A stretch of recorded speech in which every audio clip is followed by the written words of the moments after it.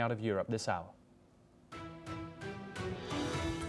A Russian missile strike on Bakalea kills 3 people and wounds 10, including 3 teenagers, according to Kharkiv regional officials.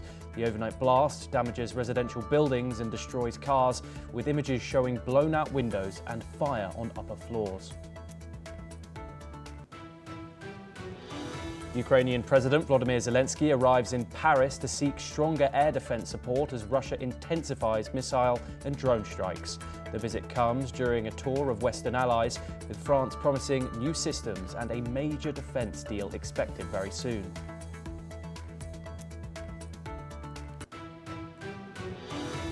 Britain plans to reinterpret human rights rules to make it easier to deport migrants who enter illegally as part of a wider asylum shake-up. The government says Interior Minister Shabana Mahmood will set out how courts should apply the European Convention on Human Rights. Poland's Prime Minister says an explosive device blew up part of the Warsaw-Lublin rail line in what he calls an act of sabotage. Authorities say emergency teams and prosecutors are at the scene, with more damage found further down the route.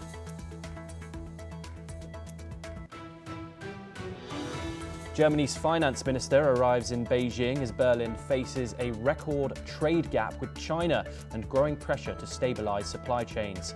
Lars Klingbeil meets Chinese officials to discuss trade and rare earths, marking the new coalition's first high-level visit after a previous trip was cancelled.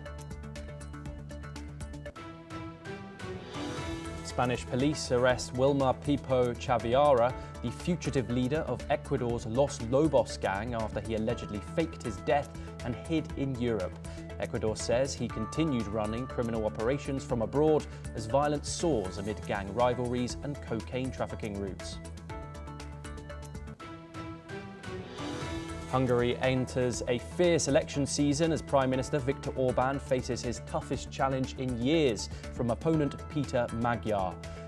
Support for Orbán is slipping amid high inflation and economic strains, with Magyar promising to reverse his long-standing political system.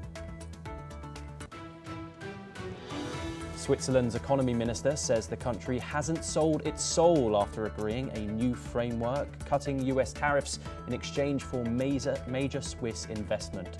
The deal lowers American imports duties from 39% to 15%, though opposition parties question the concessions and the negotiation process.